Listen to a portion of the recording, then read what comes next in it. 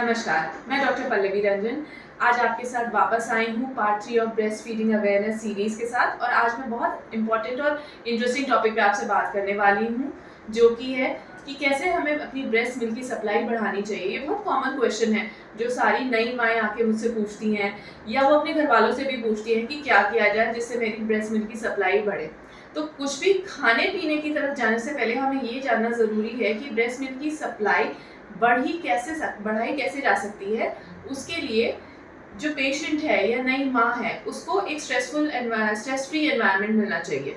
सबसे पहले तो जो भी घर वाले उसकी देखभाल कर रहे हैं, जैसे सास हैं, नंद हैं, हस्बैंड हैं या माँ हैं, बहन है, तो इन सबको कोशिश करनी चाहिए कि जो मरीज़ है उसको पूरी 8 घंटे की नींद मिले, प्रॉपर न्यूट्रिशन मतलब पूरा खाना मिले, भूखी नहीं रहनी चाहिए सबसे इम्पॉर्टेंट, क्योंकि ब्रेस्ट फीडिंग के टाइम हमारी एनर्जी रिक्वायरमेंट ऑलमोस्ट 500 कैलोरीज से बढ़ जाती है।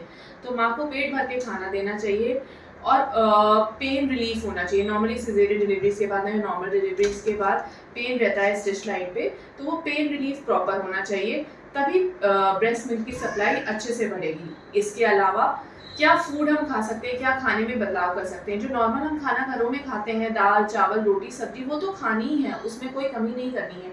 इसके अलावा जो हमारे घरों में बनता है पिन्नियाँ, ये बहुत कॉमन है, ये आप सबको पता होगा। पिन्नियाँ हर घर में बनती है डिलीवरी के बाद, वो ज़रूर देनी है। दूध के साथ दीजिए आप, या पानी के साथ भी दे सकते हैं। ड्राई फ्रूट्स भिगो के, ड्राई फ्रूट्स में अखरोट है, अंजीर है, आपके किशमिश है, बादाम है, ये सब मुट्ठी भर भिगो के सुबह दूध के साथ आप दे सकते हैं, ब्रेकफास्ट में दे सकते हैं, जो कि बहुत हेल्प करते हैं पूरा न्यूट्रिशन पहुंचाने में बच्चों को, माँ को, और कॉन्स्टिपेशन भी नहीं करते हैं, साथ में ब्रेस्ट मिल्क की सप्लाई बढ़ाते हैं। इसके अलावा मेथी दाना, मेथी के लड्डू भी बनते हैं।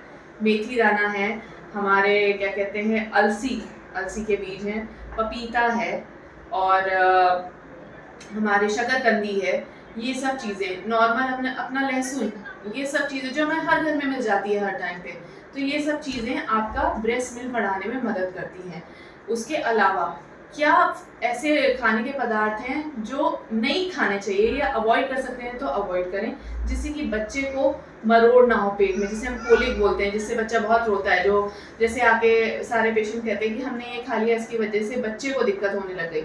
तो वो चीज़ें ये हैं कि ज़्यादातर आप खीरा, गोभी, फूल गोभी, पत्ता गोभी, ब्रोकली, ये वाली सब्जियां कम खाएं या ना खाएं।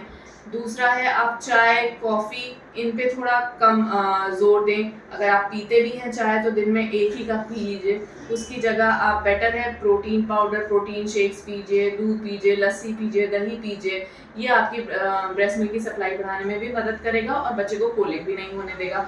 उसके अलावा फलों में ज़्यादातर फल आप खा सकते हैं, लेकिन जो फल कोलिक करते हैं वो है जैसे खरबूजा है, तरबूज है, या आड़ू है, ये सब चीज़ें कोलिक करता है बच्चों को। तो ये जनरली सीजनल फल होते हैं, तो अगर उस सीजन में आ रहे हैं तो अवॉइड करिए, नहीं तो कोई दिक्कत नहीं है, आप सारी चीज़ें खा सकते हैं। तो last but not the least, सारी माँओं के लिए अपना ध्यान सबसे पहले रखिए, तभी आप बच्चे का ध्यान रख पाएंगे। खुद का हाइजीन मेंटेन करिए, टाइम से नहाइए, धोइए, रिलैक्स करिए। मेडिटेशन करना है तो मेडिटेशन करिए, योगा करनी है योगा करिए अगर टाइम मिल जाता है आपको तो, और नहीं तो सबसे ज़रूरी अपनी नींद ज़रूर पूरी करिए। और घर वालों के लिए भी यही है कि अपनी नई माँ को पूरा सपोर्ट दीजिए, जिससे बच्चे की वो केयर अच्छे से कर सके, ब्रेस्ट फीड अच्छे से करा सके। Thank you.